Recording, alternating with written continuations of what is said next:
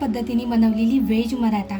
अगदी आपण हॉटेलमध्ये गेलो ना की आपण आवडीने मागवतो, तर अगदी बघा आपण घरी सोप्या पद्धतीने बनवू शकतो.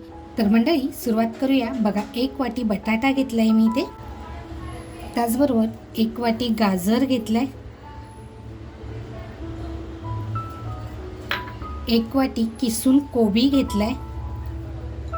आपण बघा चटपटीत बनवतोय त्याच्यामुळे तिखटवाली मिरची घेतली आहे, आपल्या आवडीनुसार घ्यायची आहे. थोडीशी कोथिंबीर, थोडीशी बघा लसूण पावडर, थोडीशी कसुरी मेथी टाकते आहे, 1 चमचा कॉर्नफ्लॉवर घेतलेला आहे आणि बेसन घेतलं आहे. बघा बेसन आपल्याला पाहिजे ना तेवढंच घ्यायचं आहे, जास्तही घ्यायचं नाही. तर मी ही 1 वाटी बेसन घेतलेलं आहे. त्याच्यानंतर बघा आपला शलाका ऑल इन वन हा आपला जो घरगुती मसाला आहे तो 1.5 चमचा टाकून घेते. मंडळी हा चाट मसाला सुद्धा आपल्या शलाका ऑल इन वनचाच आहे.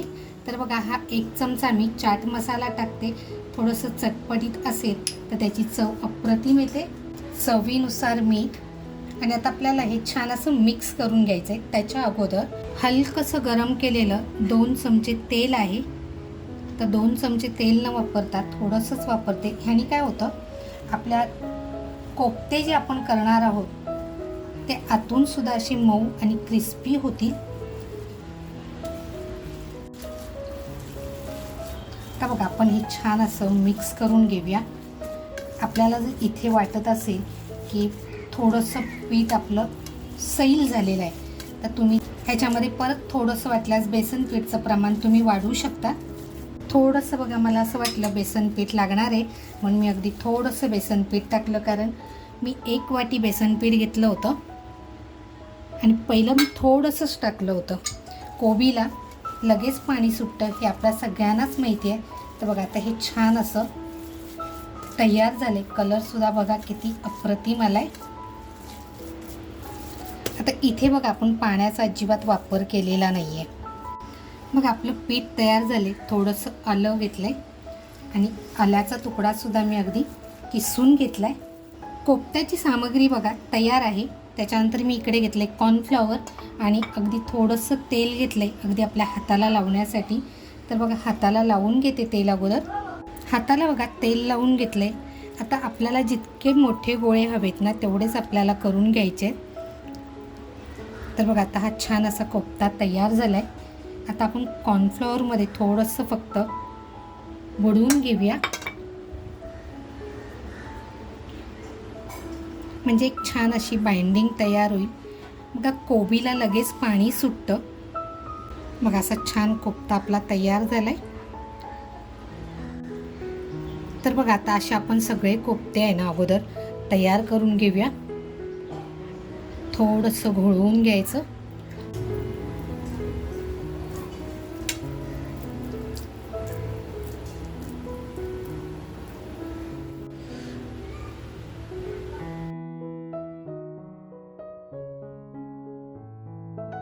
तळण्यासाठी बघा आपले कोफ्ते तयार आहेत. गॅसवर तेल ठेवलेलं आहे. तेल बघा असं छान तापलंय. तर आपण आहे ना एक कोफ्ता अगोदर टाकून घेऊया. तर बघा एक कोफ्ता टाकून घेते. तेल बघा छान असं खमंग गरम झालंय.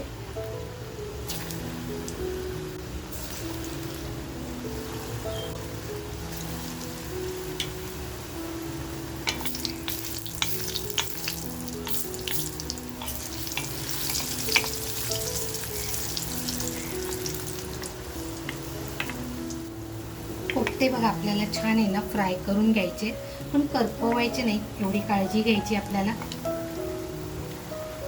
छान असा सोनेरी कलर आला पाहिजे.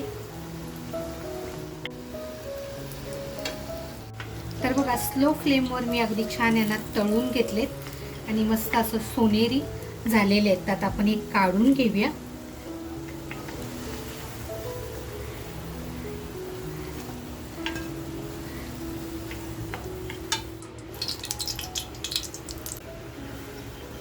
तर बघा सगळे आहे ना असेच मी करून तळून घेते अगोदर.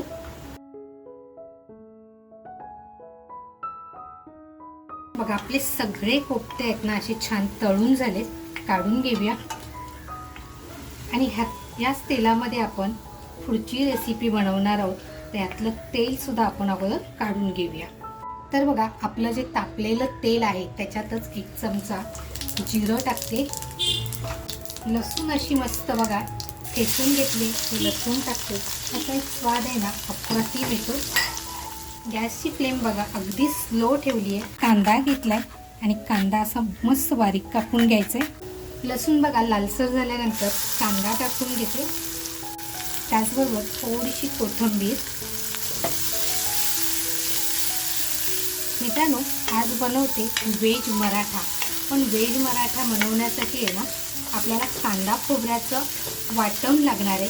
आज कांदा खोबऱ्याचं वाटण न टाकता पण अगदी त्याच चवीचं आणि एकदम टेस्टी असा हा व्हेज मराठा सोप्या पद्धतीने बनवते.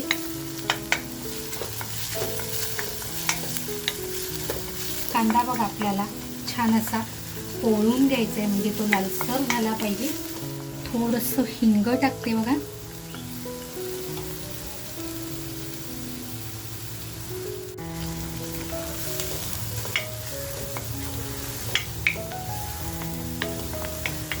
आता गॅसची फ्लेम आहे ना मी स्लो ठेवली होती, कारण आपलं तेलाचं टेम्परेचर जास्त होतं.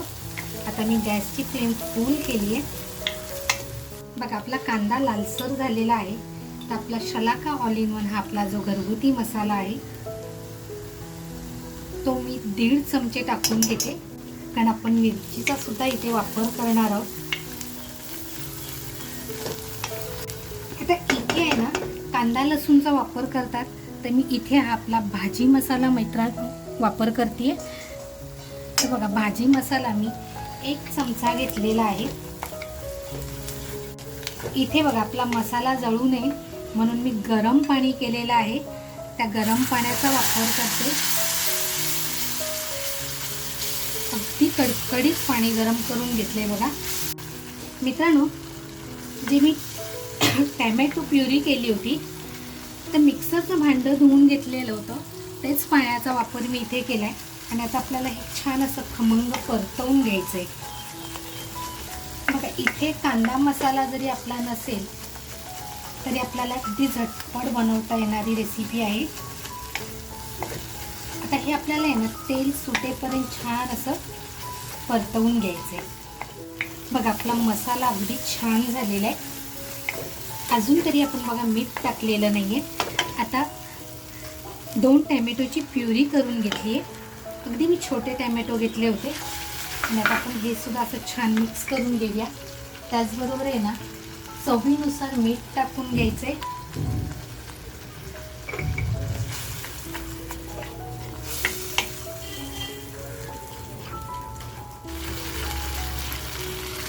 अगदी आपल्याला आहे ना तेल बाजूला सुटेपर्यंत छान असे परतवून घ्यायचं आहे. तुम्हाला दिसत असेल तेल कसं बाजूला सुटलेलं आहे. तर बघा कांदा लसूण मसाला खोबरं म्हणजे आपण जो काळा मसाला म्हणतो तो न वापरता सुद्धा आपली ग्रेव्ही बघा किती थिक झालेली आहे.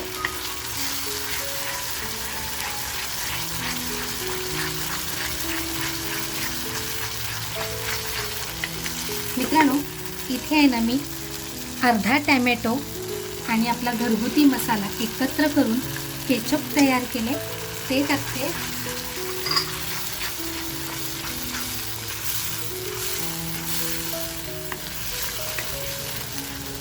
तर बघा आता आपलं तेल अगदी बाजूला सुटत चाललेलं आहे. इकडे बघा मी 7 ते 8 काजू घेतले आणि त्याची पेस्ट तयार करून घेतली. ती पेस्ट आपण टाकून घेऊया.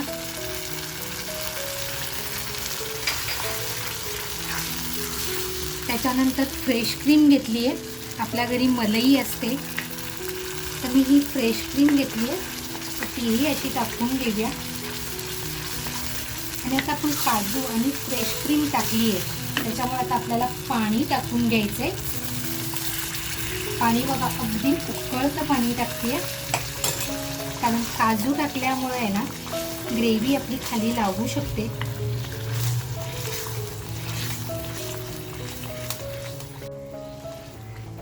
तर बघा आपल्याला जितकं पाणी पाहिजे ना तितकं पाणी मी टाकून घेतले.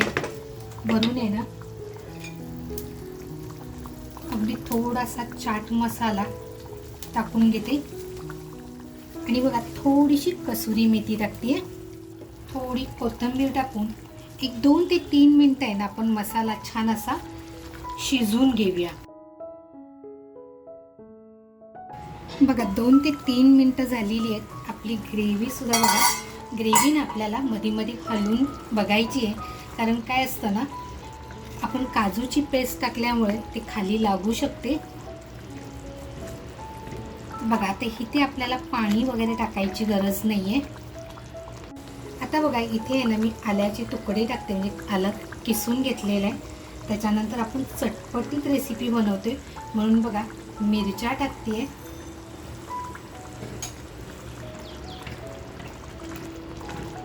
इथे जर तुम्हाला असं वाटत असेल ना की पाणी टाकण्याची गरज आहे तर तुम्ही पाणी टाकू शकता, पण पाणी अगदी गरम टाकायचं आहे. आता बघा हे जे कोफ्ते आपण तयार केले होते त्यात आपण कोफ्ते एक एक सोडून घेऊया.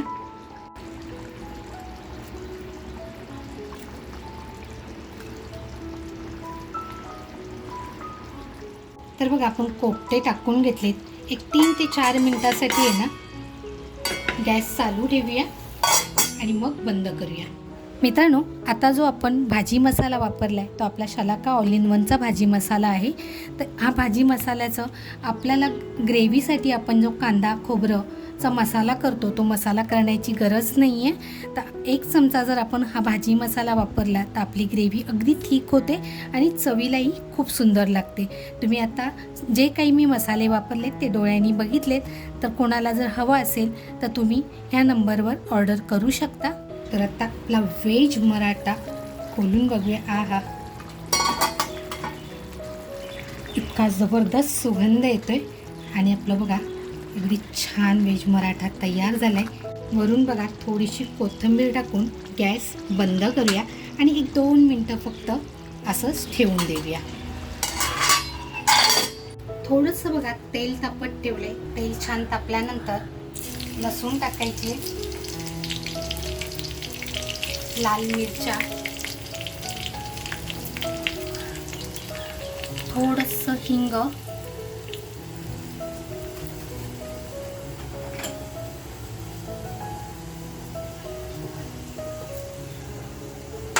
आणि बघा हा तडका आपल्याला आपल्या व्हेज मराठ्यावर छान द्यायचा आहे. तर मित्रांनो 5 मिनिटं होऊन गेले आणि आपला व्हेज मराठा बघू शकताय तुम्ही. तर बघा कांदा लसूण मसाल्याचा सुद्धा वापर केलेला नाही. जे काही आहे ते आपला भाजी मसाला आणि घरगुती मसाल्यात बनवलेला आहे. अगदी बघा जबरदस्त तरीसुद्धा आलेली आहे आणि आपला व्हेज मराठासुद्धा बघा 1 नंबर. त्यात आपण काढून घेऊया. ग्रेव्ही बघा आपली